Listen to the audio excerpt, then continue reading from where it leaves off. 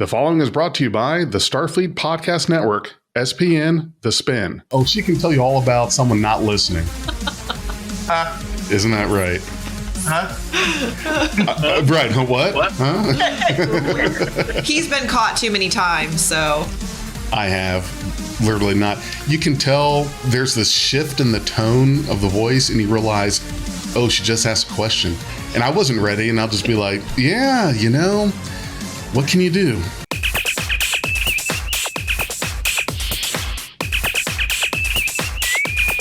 Red alert. Hi, it's Big J, and in just a moment, I will be presenting you with In Our Own Time, a Dreadnought Dominion film. Afterwards, please join our Critical-not-Cynical review of the Star Trek fan film production. Without further ado, here is the film titled In Our Own Time. And the emergency operator told the girl the call is coming from inside the house. Get out now! Alright, I guess scary stories are not your thing. How about a song? We have enough people. How about Row, Row, Row Your Boat? What is a row-row? Denson! Sorry, Justin. Has to be this way.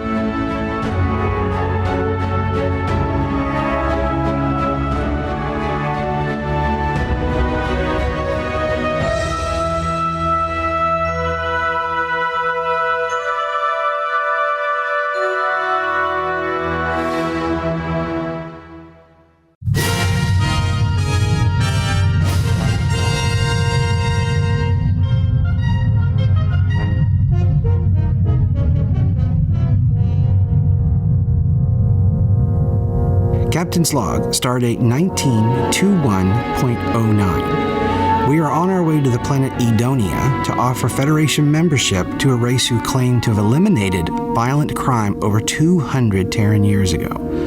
While they may not be technically advanced as many Federation planets, there is much we can learn from them. But first, we have rendezvoused with the USS Constitution.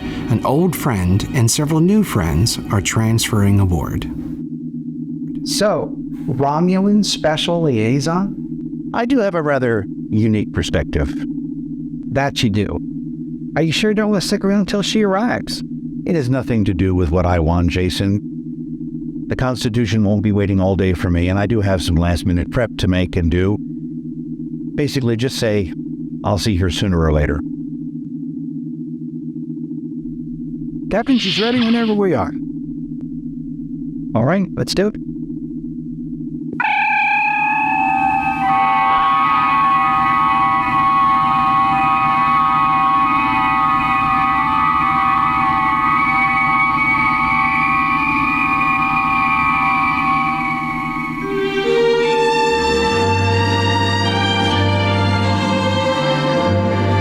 Jason, told you I'd be back. Captain Farrell.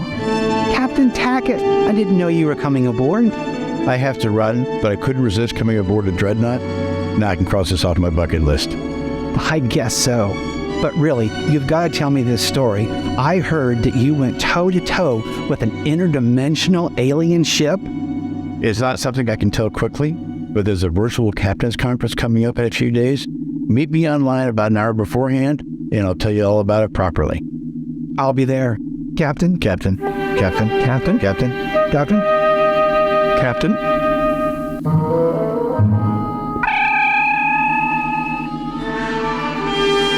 Stephen, when the others arrive, have them find their quarters, get their bearings, and then meet us on the bridge. Yes, Captain.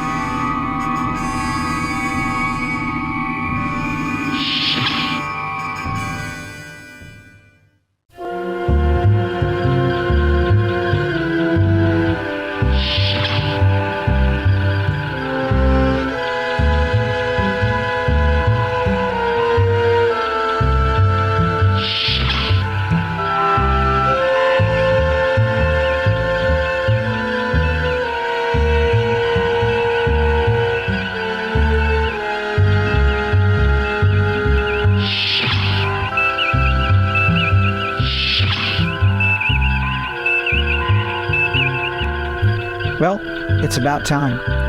You'll be able to monitor us from the bridge. And Commander Ellis, you'll have to come. Are you sure you don't want to leave it with Captain Farrell? She is ranking officer. Mr. Ellis, I may be a captain, but I'm not the captain. Not yet. That's right, Commander. And while I have every confidence in Captain Farrell, until that change of command in a few days, you're just a glorified passenger. Be patient. She'll be bossing you around in no time. Yes, sir. Lieutenant Malikoff, Commander Piper, Captain Denson, you'll be with me. I hope you've all been studying your Edonian law and etiquette. Their laws and etiquette are pretty much the same thing. I've never seen a civilization so dead set on being civil. After weeks of preparation, I now know 12 ways to ask for restroom without offending anyone. Well, let's just hope that's the most controversial question that comes up.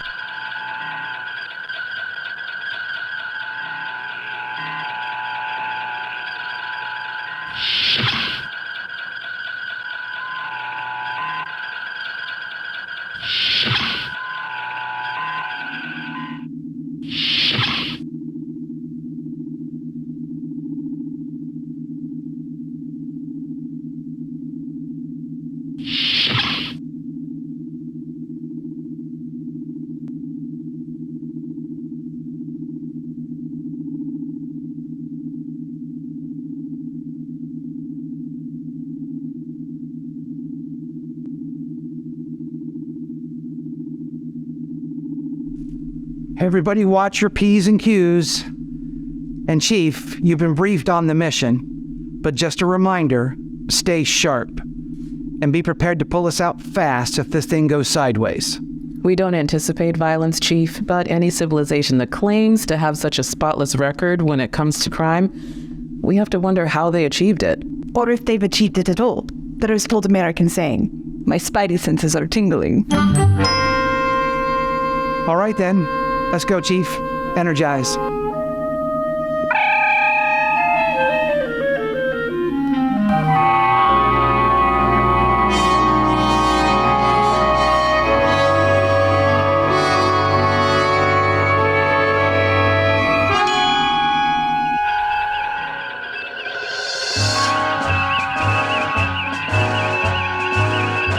Here we go. It'll be all right as long as they don't get too comfortable. Have you ever known someone who's so very easily offended, and you have to watch what you say around them? Now imagine a whole entire planet of them. I mean, dude. Boggles the mind, doesn't it?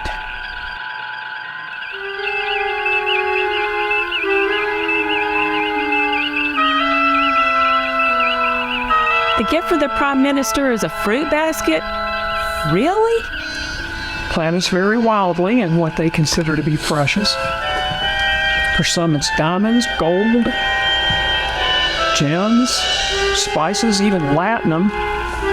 And for this world, it's fruit. Something to do with the soil. They can't grow it.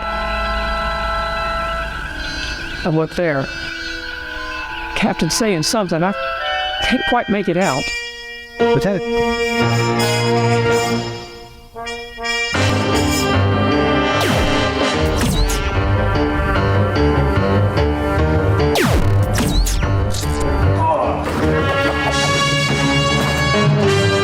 Yellow alert. Transport rate. Get them out of there.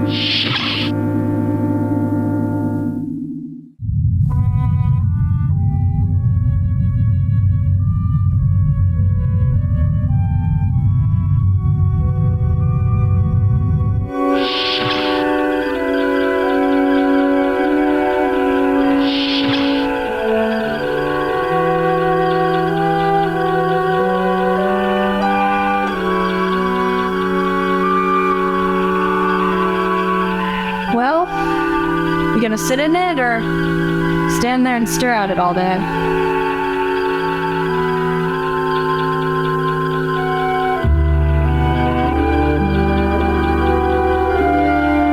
I always wanted to sit in the center seat, at least for a while, but... Malikov, what is that you're holding? Is that what I think it is? It's... I don't know. I fought with men who shot Captain, and the next thing I know, I was on bridge. It is. It's the weapon that killed the captain. We don't know that it's a weapon. We don't know that the captain is dead. Yes, sir. Captain Farrell, I am hereby appointing you as a full member of this crew and as acting captain of the Dominion until further notice. Stephen, I'm not entirely sure that's regulation. Probably not. But look, we'll have a nice ceremony in a few days. Everybody will all dressed up. There'll be admirals there. Just be flexible and work with me for now, okay? Aye, sir. Piper, Quinn, Winsworth, come with me to engineering. Malikov, you too. Bring the device. Be careful with it.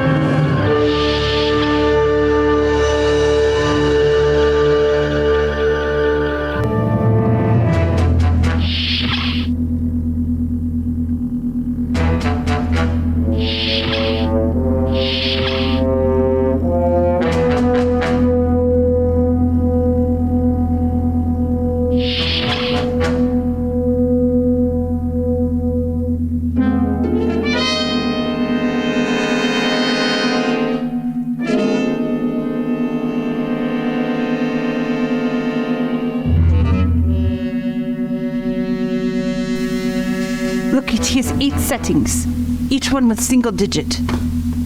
Well, that rules out any sort of geopositioning system. Agreed, but what else could it be? Power? How many power settings could it possibly need? How about time? I mean, as crazy as it sounds, it makes sense. One for seconds, one for minutes, days, years, decades, or their equivalent.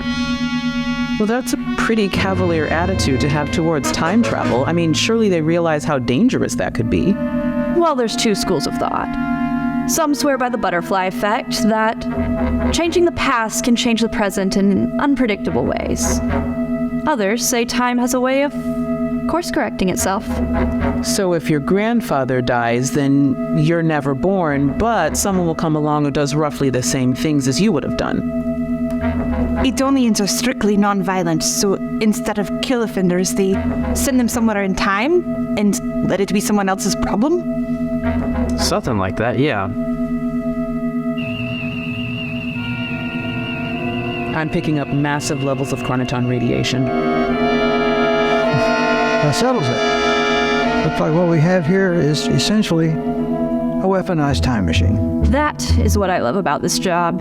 Just when you think you've seen everything, up pops a weaponized time machine. The symbols on the device are not Edonian, so how do we know how far into the past or the future that they sent the captain? Doesn't matter. The settings are set the same way they were the last time it was fired. If I leave 45 minutes later with the same settings, I'll arrive 45 minutes after he did. I reverse the settings, collect the captain, come back. Computer, record the settings on this weapon as they are now.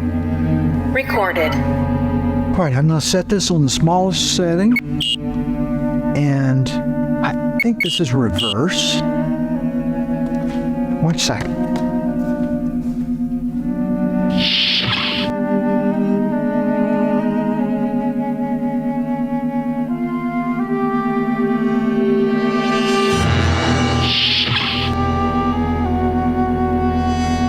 All right, everybody stand back.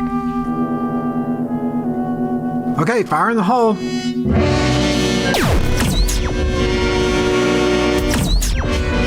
Voila! Hell, what's our current speed? In relation to what? The galaxy? The local star? The planet? The surface of the planet. We're pretty much geocentric. So, about 30.5 centimeters per second. Thank you, you've been a big help. But sir, why do you... Computer, how far did that object just move? 30.48 centimeters. That settles it then. Thank you, team. Head back to the bridge. Tell Commander Ellis to maintain current course and speed. I'll be back shortly, and with any luck, I'll have Captain Brousseau with me. Oh, Quinn. Yes, sir. You know I'm leaving in a few days, right? Yes, sir. Well, I'm going to recommend you as the next chief engineer. But, sir, are you sure I'm ready? I've seen your work. I've seen your records. Get ready. Besides, I won't be totally off the grid. Not at first, anyway. If you need me, just reach out. Yes, sir. I don't know what to say. Don't say anything. Just don't make me look bad for choosing you, okay?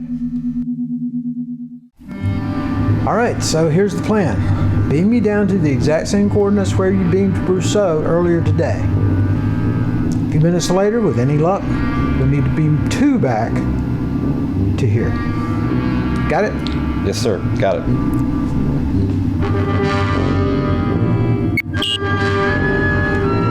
Energize.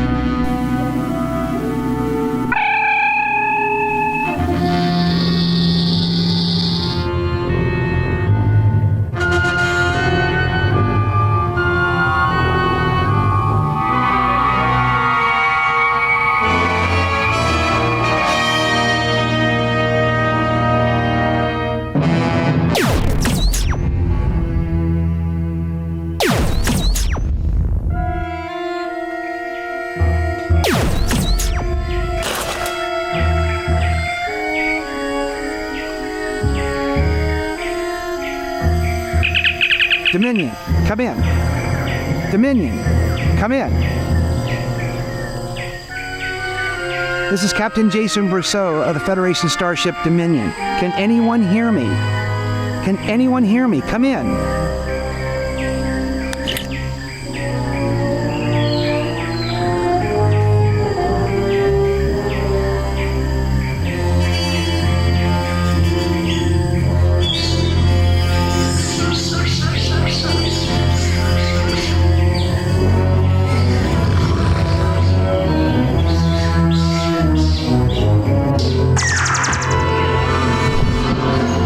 And stay down.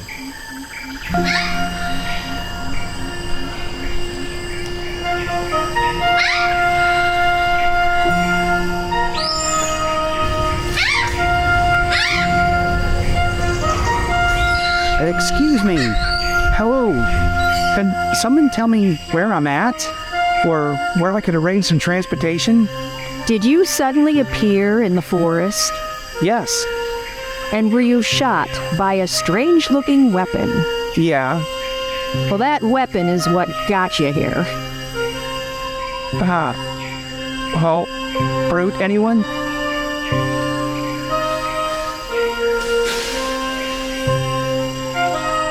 And where exactly is here? You appeared in the same location you were shot, but you were sent, best as we can figure, 800 to 1,000 standard years into the past. So, welcome to ancient Edonia. Might as well get settled in because there's no way back. It's not so bad though. I mean, except for the cold, bitter nights and the wild troglodyte beasts, which don't normally bother us that much as long as we keep the fire going. But Todd let the fire go out. Sorry, I'll gather more firewood, Margot. Are you good at starting fires? None of us have really mastered it yet. Yeah, it takes us hours. And the troggle beasts check on us every night, right after dusk, to make sure it's lit. Well, I'm not that practiced at it, but I do have something that might help. I might want to stand back just a little bit.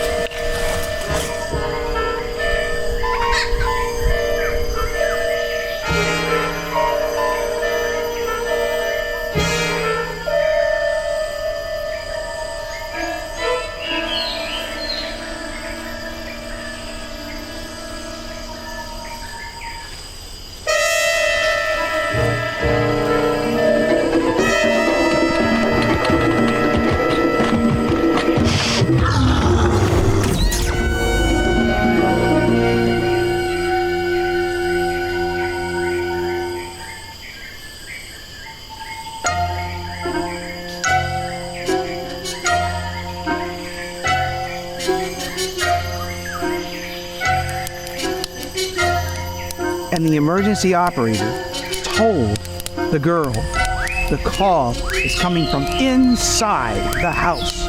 Get out now! All right, I guess scary stories are not your thing. How about a song? We have enough people. How about Row, Row, Row Your Boat? What is a row? Denson! Sorry, Justin. It has to be this way.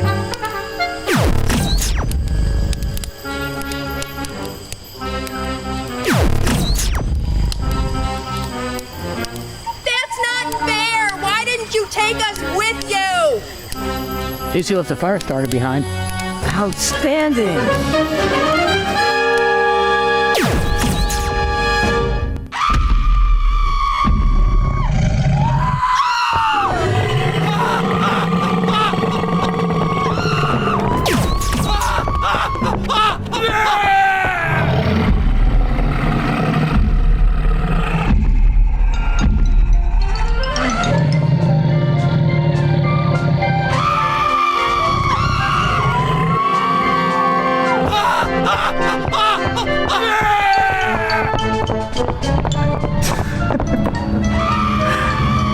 Should we leave this photo?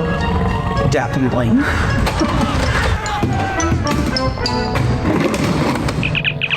Dominion, 2 to beam up.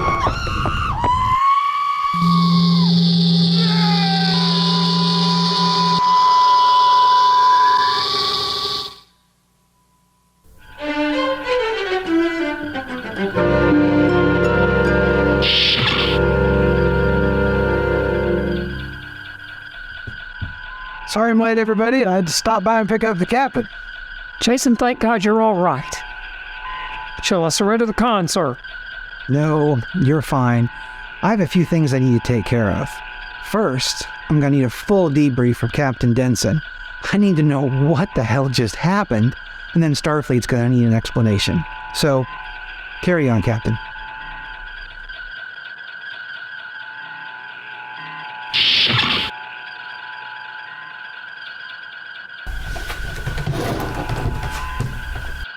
Miss Piper, Miss Malachon, both of you were on the landing party. Tell me what happened down there. Why did they attack the captain? I'm at a loss, Captain. Everything was going so well, and then the captain turned and spoke to Lieutenant Malakoff, and, well, Lieutenant Malakoff is the expert in negotiations. When Captain turned to me and said Lieutenant, indicating he was ready for gift, I was afraid there might be trouble, but he handed gift anyway. All he said was, Lieutenant? What's wrong with that? When approaching leader for first time, first word spoken must be to leader. It's customary sign of respect.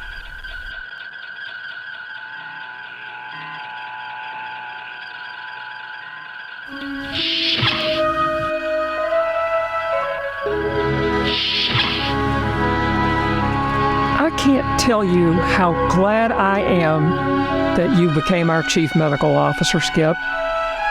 Are you settled in down in sick bay? Have you found everything that you need? Sick bay is a mess. Got a lot of work to do down there. Oh, really? Just kidding, Mo. Everything's exactly like we were taught when we were junior medical officers on our first ship together. Mo? Yes? Mo was Skip's nickname for me when we were ensigns together. And you may not repeat it.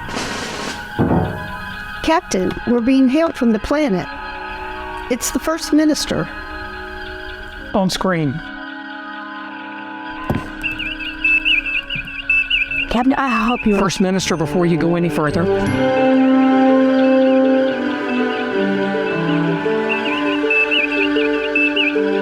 We came here hoping to learn something from you about keeping the peace. But now, I think we're going to leave you with a piece of friendly advice.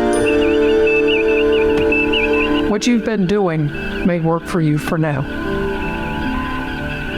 But before you can come out and play with the big kids, you're going to need to learn something about the difference between the letter of the law and the spirit of the law. Think on that. you figured it out, give us a call. Dominion out. Captain, I just want to...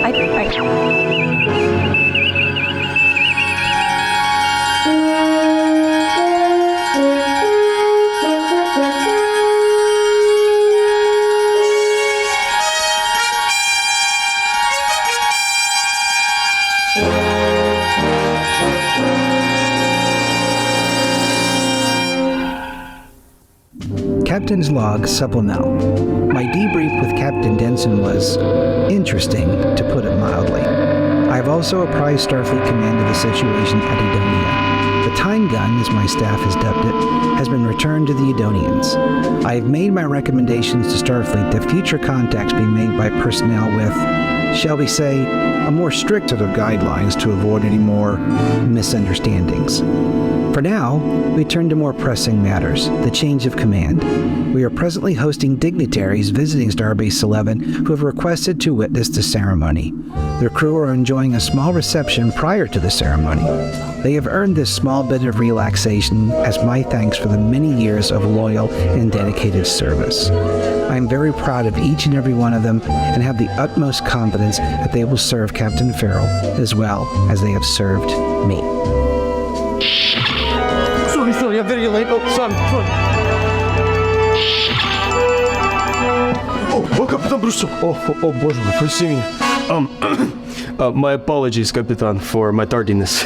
Lieutenant Devon, no need for apologies. Matter of fact, I owe you and the crew of the Rio Grande a great debt of gratitude. If it wasn't for you, I wouldn't even be here. Yes, sir. You are most welcome, Captain. It was a great honor to meet your ancestor. We were fortunate the ordeal turned out for the best. Well, thank you. And speaking of ordeals, let's get this one over with. Attention on deck!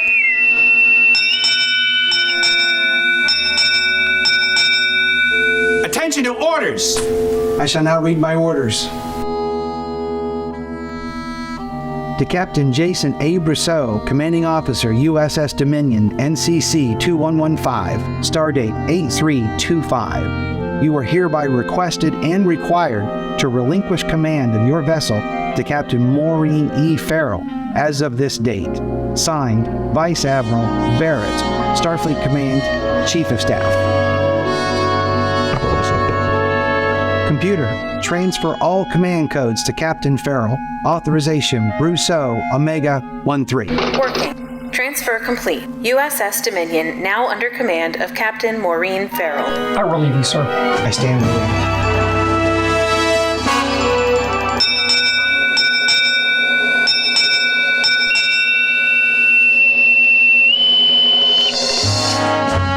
All right, everyone, at ease. No speeches. Let's just get back to work.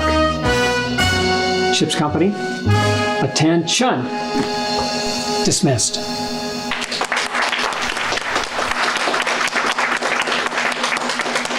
Now I'm the captain of a Federation-class battleship. You're going to see a different Maureen Farrell now. I think Skip would get it. Jason would too. Now I'm on top of the mountain. And when I have a bad day, so does everyone else. I've got to project competence, calm, and strength. Never let them see you sweat. We can do this. We got this.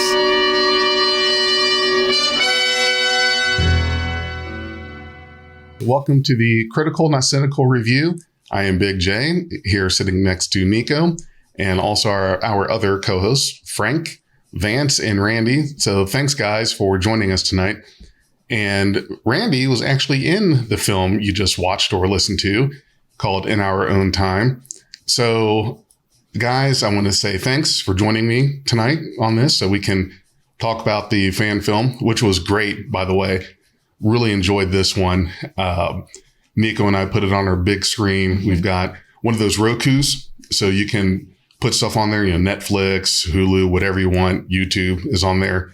So watch it on the big screen. And Randy, hats off to you on the writing, directing, and co-starring in this one. I was sold near the beginning when you came out with was that a Nerf gun? Yes, absolutely. Okay. I said that. I was like, oh, he's got a Nerf gun. That's awesome. I think my son Parker has that. That same. It looks familiar. Yeah, it has a little cartridge with like 6 balls in the bottom. I shot myself in the head with it at one point. Just you shot yourself in the head. Hurt a little bit. Well, they make these things tougher now. These Nerf darts, they've got like these plastic tips, and those suckers hurt. I got hit right in the eye with one, and I thought I was going to have to wear a patch on me like General Chang. You're supposed to duck. I was supposed to duck. Yeah. It was a point blank shot. It was all just to close my eye. Amazing. Yeah. Well, let's talk about the films. Talk about what we liked, what was good, what advice or criticism we may have, constructive, of course. First, Randy, I wanted to ask you, the idea that you came up with this, where did this idea start, and how did you get it from in your head to on paper? Well, the idea of the time gun was borrowed from an episode of Doctor Who. I forget which doctor it was, but there was an episode where these people would punish their criminals by sending them one way or the other in time to just let them be somebody else's problem. And so I borrowed that, and that's where that came from. But so a lot of the stuff in the episode came from Gary and I decided that this was going to be. Been a while, Gary. Gary. Everyone's Gary tonight. Been a while, Randy, since we've worked together as a team. Gary is Frank, and I'm Gary. And yeah, so we had decided that this was going to be our last episode in leading roles, as the captain and Captain Benson, captain of engineering. We decided we were going to go only be behind the camera from now on, maybe the occasional, short appearance, cameo, or whatever. So I started to look back, and I said, we've done 18 episodes, 17 episodes before this one. And get this now, I write the episodes, largely, not entirely, but I largely write the scripts. And in 18 episodes, I had never used the transporter. I had never been on the transporter. I never beamed up, never beamed down. That many episodes? I mean, come on. And I never sat in the captain's chair, not even for, while the captain was away or, anything, for any reason. And I said, you know what? This is our last episode here, as main characters. I'm going to beam in and out, and I'm going to sit in the captain's chair. So I made sure that I incorporated those two things into the script. And I think I came up with something believable, and to get myself into the captain's chair and to beam in and out. Boy, I beamed out in and out all over the place on this episode. You were transporting just about everywhere. I really loved the special effect of the transporter too. That was great. It was good. Yes, the production value that you had was pretty good. And so you had a question when we were watching earlier. Were you on one of the sets around? Was that at your home, the studio? What set were you on for this? Which part? Okay, so just the engineering. The engineering room was that the one down at a neutral zone? Yeah, neutral zone. Okay, so the engineering and the bridge were down at neutral zone. Okay, all right. And so, the other, what was the other question you had about if they were all like in the same area together? I think one of my first questions was kind of like how much difference. Because I was like, wow, this looks very much similar to, something that would have actually been in a show. So I was wondering, how much can you make it similar, or how much difference does there have to be? Because I was looking at something that I'm like, wow, this looks extremely familiar. And, I was really impressed by everything that was shown in all of the scenes. Thank you. Thank you a lot. Well, I think the way I understand the guidelines, we can do pretty much anything we want. We just can't be the original cast, the original crew, Kirk and Spock and those guys. Okay. We can't call ourselves Star Trek, even as part of our name. Mm-hmm. And, use characters. We can only loosely use minor characters a little bit, refer to them, like Bud or something, but we can't have those major characters and we definitely can't use any footage from the original series. But other than that, we're free to do whatever we want. Our thing is that we try to come up with stories that might have been episodes of the original series, and the sort of thing that they would have done. Mm-hmm. Not a lot of internal conflict between the characters on the ship. We'll save that for the characters off the ship, and we get along pretty well. Maybe the occasional misunderstanding, but not anything too serious. We don't fuss at each other all the time the way they do on Discovery. Now, where'd you get the uniforms? Just the regular uniforms. I think Gary buys them from someplace, somebody in China or something. I don't know exactly. That's what we were thinking. Gary is our costuming guy, and he gets the costume somewhere. I think the shirts are like $35, and we generally supply our own pants. The shirts are more towards 85. Are they? Yeah, they are, because when originally a lot of that stuff came from Farragut that we started with. Mm-hmm. I know that Gary's and my uniforms were from John made those for us. Yeah, Gary still got them. Yeah, and he still has that. And everything else that's down at the sets right now, I think you've got a mixture of, I know that a lot of that I think is STC that they left. I could be wrong, but I know that a lot of them are pretty much using the original material. And the stuff that Gary gets, that I get, is from a place in China, and they're the ones that have the closest gold or lime green that the original series had. It's off a bit, but it's pretty close. They were nice. One thing that I really liked about this film, I mean, there was a lot of things that I enjoyed about this film. There was only one criticism that I can give, and I think that it's only a criticism. I say that term loosely, but I'll get to that later. The one thing that I really enjoyed was the fact that you guys used the Star Trek Beyond uniforms in a pretty clever way. Uh-huh. And some people may not even recognize the fact that they were Star Trek Beyond uniforms, but you made them. Guys, seriously, stop, Rufus, stop, Neelix. They always do that. Remember that, Frank? They always come in here and they start playing, rolling around. God dang them. Yeah, but I can't see them. Because they're on the floor. They're on the floor.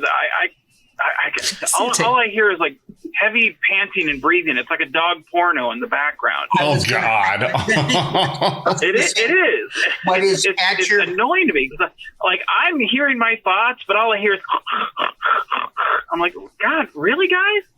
Cut it out. Like I feel like it's X-rated. Anyway, I digress. You guys incorporated the Star Trek Beyond uniforms into your dress uniforms with a little bit of change to them. And again, if you don't know you're looking at them, some people probably wouldn't even notice that they're there. But it was pretty clever, because instead of using heavy inspired TOS dress uniforms, you guys took something that you could buy for $50-$60 online, and then with a little bit of tweaking, you turned it into something that looked pretty slick, pretty cool. And I sat there looking at them, going, man, I want to get one of those. Like, man, tweak one for me. I put my fat ass in one. They look pretty good. And it made that last scene with the promotion it made it really nice to see you in dress, to see Gary in dress, and my big takeaway from this, as fun as the time travel stuff was, which all of your adventures seem to be more lighthearted, more fun, which is your kind of pocket of the Star Trek universe, the fan film. You guys always kind of deviate more toward the fun, the adventure, that type of spirit. I really loved that promotion stuff, because as I was sitting there in the moment, admiring the uniforms and the change, everything, but I felt like I was witnessing history, because I remember when I first met Randy, you and Gary, and talking to you guys on the phone and thinking, God, I hate Frank. Back in those days. Yes, we have gone back in those days. Back in those days, back when, this is for those that don't know, Frank, early days, he had left for a little bit, left fan films. And that was when Gary took over Dominion and everything. And, Dominion is a series of transition. And I was watching this scene, and I felt like I was witnessing history, because the Dominion is now taking another commanding officer. And I really was like, wow, this is a moment. And I don't think anyone realizes that how important that moment was. I didn't this is the first time I've watched this film, and it's been out for a bit. And I loved that moment. I went back a couple times just to watch that segment, and seeing her walk down the hallway in that green tunic, it kind of gave me shivers, because it reminded me of another captain that wore a green tunic in that, show, and again, I felt that the Dominion had legacy. And it, like, that to me is like, that's one of the great things about fan films, is you pass on a legacy and then you keep going, and it made me interested in seeing what happens, going forward, and I know I've missed a couple of Dominion episodes. And I've just recently begun and finished an Avalon marathon, which took about 5 hours, give or take.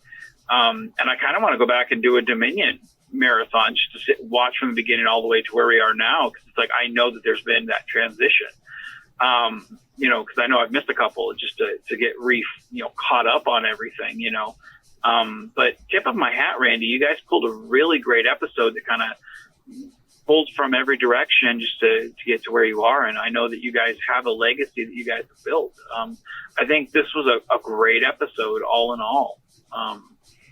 But that uniform, very clever use of the Star Trek Beyond uniforms for something that most people, probably wouldn't recognize. But I digress. Frank, the other thing that I noticed is the fact that Victoria had on a Strange New Worlds tunic when she was coming down the hall. That was the green wrap. That was a green wrap. The only thing they did was they added the captains to it, like the standard, but that was definitely a Strange New Worlds tunic. And if you notice, she also had the command patch on her. I mean, me, I noticed little things like that. She had the command patch on that also. So, that was a good choice there, because I've always, me, I have one that I wear on Crossroads that I just had Donna redid and made it my style, but I do like the wrap uniforms for two reasons. They look cool, and number two, they kind of hide the belly. When you think about it, that's one of the reasons the wraps did come out with Shatner, is because a little bit of weight, and that's one of the things. Like the reason the Red Monster Maroons came out was because the cast had put on weight at that time. So that's why, because the Monster Maroons cover that. I know that you've done location shoots before, Randy, but I think this is the first time I've seen you do an outside. Now, I could be wrong. I know that you had the outside for the Romulan episode and stuff, but it wasn't really it was going into a building, but to actually take it out into the woods. Now, I know Valdor, you used outdoor shooting, you started, but I think it's the first couple of times you've actually done an outside shoot. Am I correct? Well, the exterior shooting in the woods on this episode was shot on the same day in the same place as the exterior shooting in Warbird Valdor for all that epic battle between the Romulans and the Vancians. Thank you. That was a couple of weeks after you and Gary and Tracy visited the bridge, right?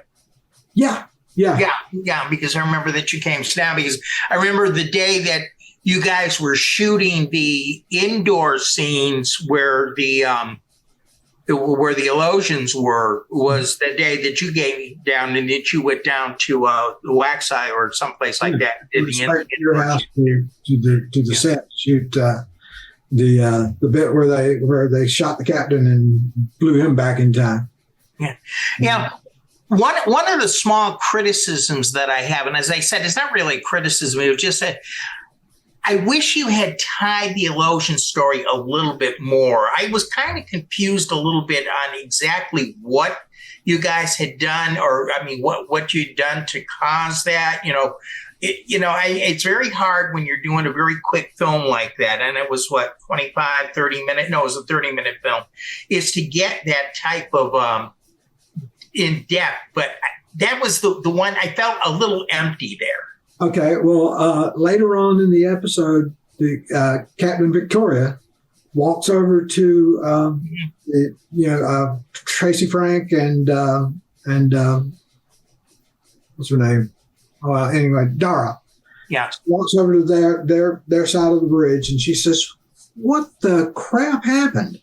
Not in those words, and they say, "Well, here's the deal." When the captain when they all walk in to greet the leader of the planet, the rule is that you have to speak to the ruler before you speak to anybody else. The first word spoken has to be to the ruler. And when the captain walked up there, he turned to Dara, who was holding the gift basket, and said, "Lieutenant." So he spoke to her before he spoke to the leader. That's all that was wrong. And the guard probably went a little bit overboard and shot him and blasted it back into the past. Not even a warning, just boom, you're done. You don't get second chances on that planet. I noticed that. But I like the fact that, besides the fact you were talking about Doctor Who, I was taking a look in my mind at you going back. I'm trying to think of the episode in TOS where they went through, landed on the planet, and Spock, Kirk, and McCoy. Spock, Kirk, and McCoy. Spock, McCoy, and Kirk end up on the ice planet with Tracy Garr. I think it was Tracy Garr. The one with she was in that, where they went back through the portal and they weren't fixed. It's Mr. Atoz. Yeah, it's got Mr. Atoz, and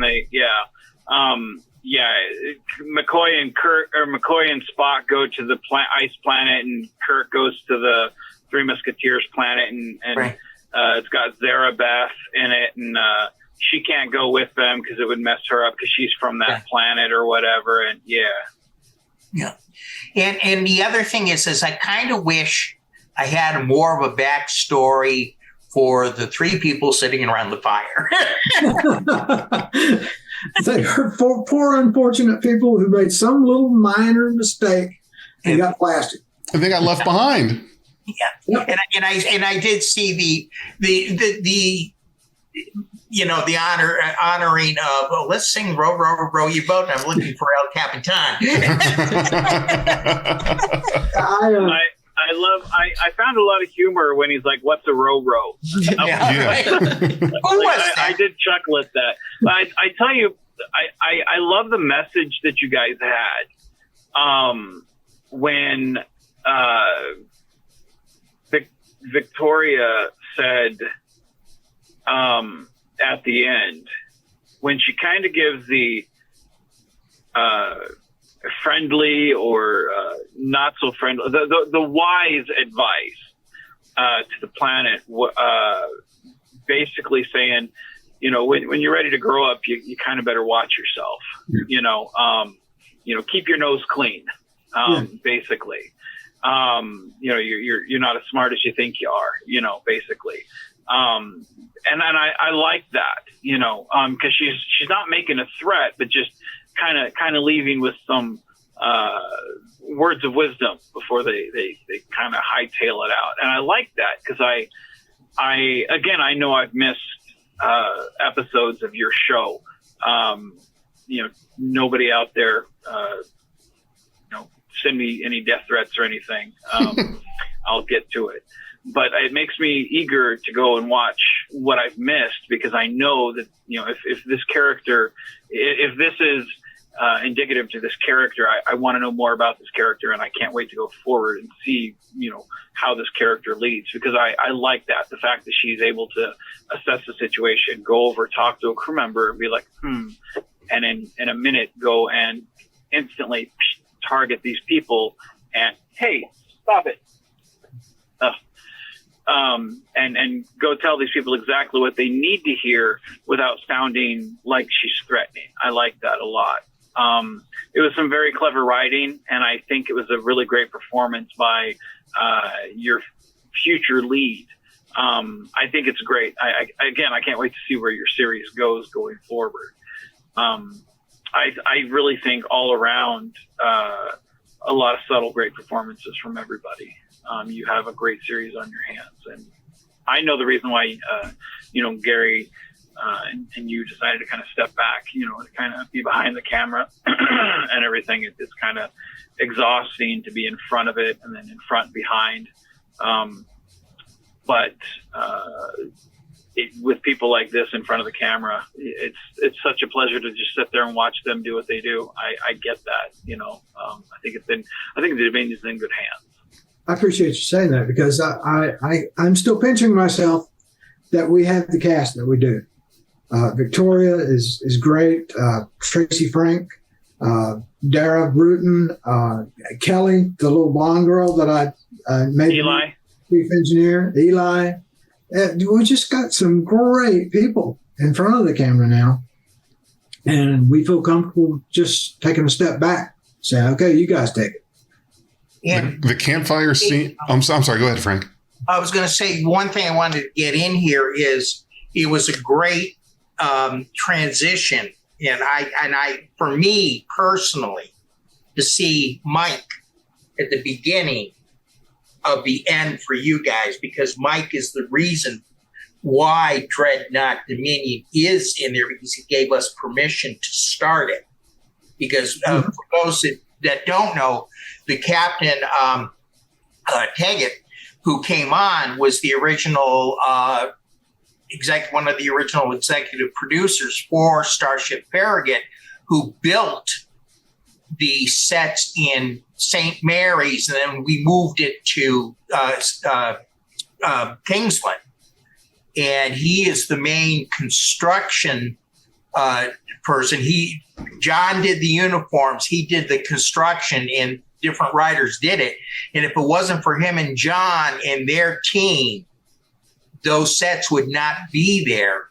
And Randy and I, that's where Randy and I met in the beginning. We were going to college together. I had found out about this from a science fiction convention that I was chairing. And I went down and then tagged along and got him. Gary was a good friend of mine from a Star Trek fan club, and we all got together and started this. And because Mike said, "Yeah, Frank, you guys have been helping build this set.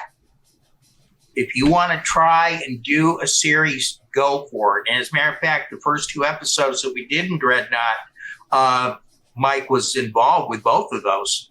Yeah. He was. So it was really nice to see Mike there. And it was kind of funny because he had changed commands. One of the last episodes that he did, that I participated in that one, I had a good time, as Commodore Grissom. and he left there and went to take over the Constitution. And then now he's saying, hey, bringing your new captain on board. So it's kind of, to me, my personal history with them and knowing that, it kind of felt good to me too. Very much so. Kind of comes full circle. Yeah. Bookended it. Yeah. The story at the campfire, I love that one. This was, I'm trying to think, the first time I'd heard that. It's one of those Halloween stories that you tell. And oh God, this had to have been 30 years ago. I first heard this, the one that ends with the 911 operator. Yeah, the calls are coming from inside the house. Yeah. Run. And wow, that was a blast from the past on that. But I've got to tell you, I think the favorite scene, or at least the one that really got the verbal reaction out of me. I can't recall the actress's name, but she was in the blue uniform, kind of played at the Lieutenant Uhura's station if it was on the Enterprise. The African American lady, she the blue uniform. Tracy. That's Tracy. When she had the tricorder strap and the tricorder and wrapped it around that gun, pulled it, I said, whoa, what? It was just a little thing. I know it was small and it was blank if you miss it, but I thought that was pretty freaking cool. Like that was a good disarm move right there. Yeah, and Tracy is the science officer, not security or anything like that. And Dara, her cohort over there on that side of the bridge, is in a previous episode, she went back to the academy and majored in negotiating and negotiations, right? So she's sort of our negotiator if we get into a tight spot.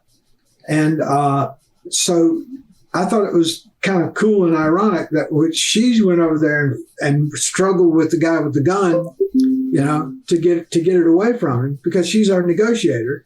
And then Dara, who is a science officer, used her tricorder to unarm the guy with the spear. That came out of nowhere. I loved it. If there's a scene I'm going to go back and rewatch, it's that one. Meanwhile, Jensen is standing over there going, why did this is my second important question with the gun. Why did you shoot yourself in the head with it? It didn't matter where I shot. I knew what I just thought, of all the places to use it, just right to the because why not, right? I could tell you that it would be censored. I know, Randy. At that point, I knew Randy wasn't going to kill me, so it didn't matter where I shot myself. Yeah. So Randy, I do have a question. Filmmaker to filmmaker. Yeah. Was there any, since you're kind of taking a more of a writing, producing type stance on things and not being in front of the camera as much, is there a storyline in particular that maybe you didn't quite get to do, that you wanted to do? Or did you kind of do everything that you wanted to do and you're perfectly happy with everything that you got to do? Was there something that you wanted to do that you didn't quite get to do in fan films? Well, we can still do those stories. It would just be somebody else in front of the camera doing the acting. But if you're not talking about full stories, if you're just talking about beats, there were several beats that I got taken care of in that episode. Like I said, beaming in and out and being in the captain's chair. Also, if you think back, Denson generally it's usually the captain that comes up with the solution to the problem. Now that's just tradition. The captain is always the one that goes, I got it. Mm-hmm. Let's do this, and and that's been Gary Davis, as Brousseau. And I thought this time Denson's going to figure it out. Denson's going to come up with this, what's going on and the solution. And so I got that. That's the one that I don't have to say, well, I never got to do that. You know? I really liked that. I loved that it was, because that's kind of silly. I think the captain's going to do a solution. Like, it should be the other people. So I loved that scene where you went down and found the little triangle, and good thing you thought to do it on an object first before a real person. So I love that too. I was like, now this is a smart person, because he's not just trying it on any random person first. So I love that. And that scene right there, I think was a really important one that I really enjoyed. So we had a debate. Go ahead. Oh, no, go ahead. You first. We had a debate about that time, about the experiment to see what would happen when we shot it. I set it to the lowest setting, which I assumed was like 1 second. And I shot it, and it moved, a couple of feet. And that told me that it's going to where it was 1 second ago, because now I checked and said, how fast are we going? And she said 1 meter per second. And I'm like, okay, 1 second ago, it was 1 meter away. So there you are. That's what's happening. And then we had a big argument, discussion, debate about, what does happen to something when you send it back in time? Does it move to where it was a second ago, or whatever? Or, it's just, and we never did really agree on it, but we said, hey, we got an episode to shoot here. So he's back to work. I can imagine being on the set during that argument. Is the Rubik's Cube would be over here. No, it would be here. If it was a second ago, it shouldn't even move. And can you just imagine the Star Trek geekhead during that time discussing time travel and quantum physics and all of that stuff, giving each other headaches? Well, technically, the ship's moving through space, so that where the table's at, the table's irrelevant, because technically the table's 15 feet back over there, because the ship's moving through impulse. So the table's irrelevant, because the whole thing doesn't make sense. So the way I see it is it's just don't let it get in the way of a good story. We weren't under normal impulse power. We were in synchronous orbit, and synchronous orbit is different. That's it's not like warp or what is it? What did we just say? Not impulse. Impulse. Impulse is still pretty dang fast. Yeah. But we weren't even doing that. We were just in a synchronous orbit with the planet, with the surface of the planet. Yeah. So however fast that planet was rotating, that's how fast we were going. And just I pulled 1 meter per second out of my head, out of it worked. It worked, right?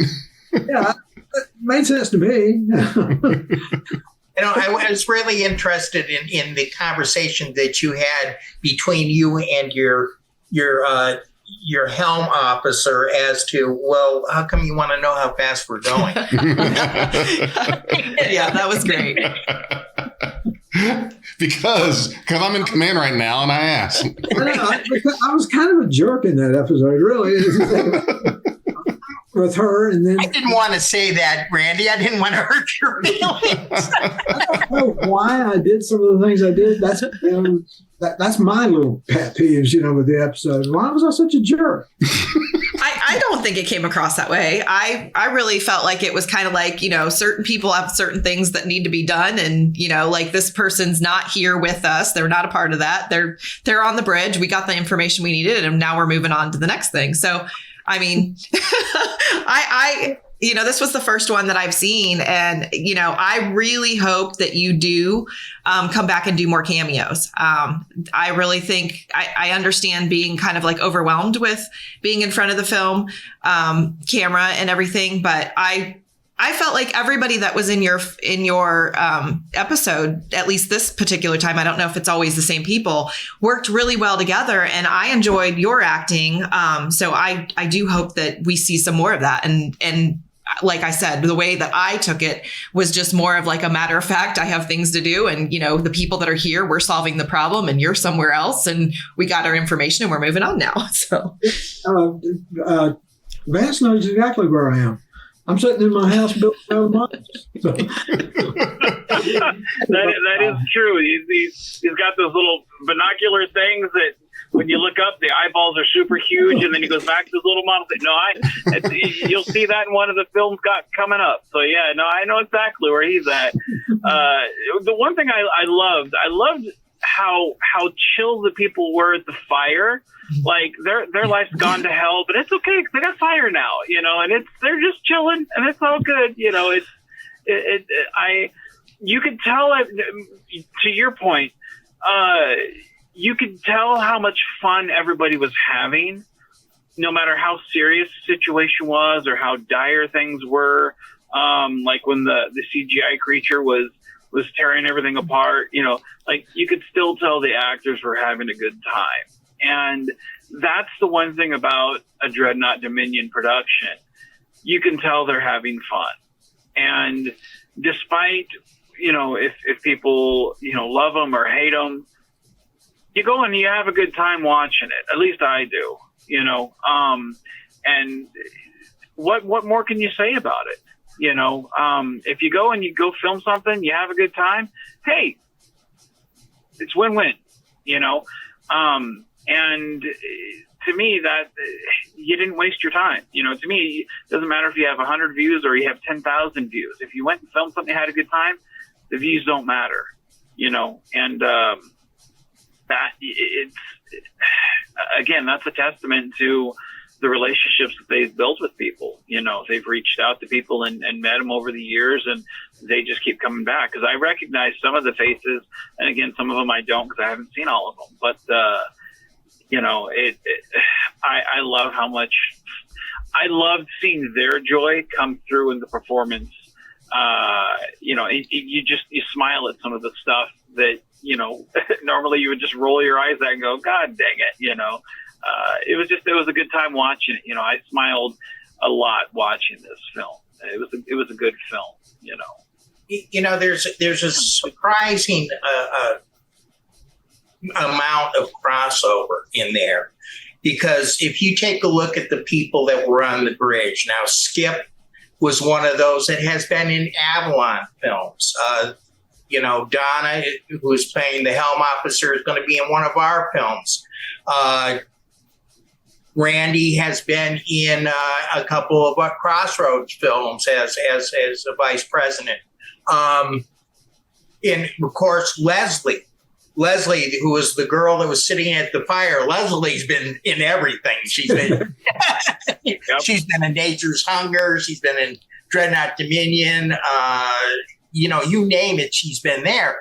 So you can tell that in the community. I've even shown up in Valdor, which is their new production for Dreadnought, as a Romulan, general. So there's the whole area. And I know that this is one of the things that you guys are just getting more involved with fan films. But as you watch these films, you're going to see some of the same faces in all the films. They used to say like Gunsmoke. Wow, you see Leonard Nimoy in there. You see John, I can't remember his name right now, but there were certain people you always saw in Gunsmoke. They play different roles. There were always people in Star Trek that you saw they'd come back and reprise a different role. In a way, that's how we are today. You're right. You are absolutely, Frank. That is a very good point. I never realized that, but God, you're right. When my grandpa would watch Westerns, I used to think, hey, that guy's on Star Trek. Hey, that guy's on Lost in Space. Like all these people, the familiar. You're right. My God, we really have come full circle in that regard. Like you see a lot of these it would be overlap is what would be accurately called. Like we really do overlap a lot in these films, and it was very apparent in this because I recognized a lot of the people on the bridge and in the campfire scene. Like I was like, I know them. I can't place them. I know them from somewhere. And you're absolutely right. You're right. In The Ultimate Computer, the admiral or commodore who plays Wesley on the bridge is shown up in a couple episodes in just a standard red shirt in the background. He did. Oh, yeah. You're right. So, these are the things that you see. And, they just move people around as, hey, he's been here so long, let's give him a speaking role. And a lot of people do that. Like, okay, Gina Hernandez, who has been, with the Farragut and stuff like that. She's also a professional actress. And I can't remember what show she was on, but she was one of the background police officers. But she was on there. I know you probably know it. They finally gave her a speaking role because she had been an alumni of the show for so long. It was that. It was a cop show. It'll come to you later on. I guarantee you, like it always is. Elementary. Yeah, elementary. Right, exactly. An elementary. So that's how it works. If you're good in the industry, you show up all the way, and definitely character actors. You still see Brett Spiner coming up in things. You see, take for instance Worf. I mean, he started off in Chips. So.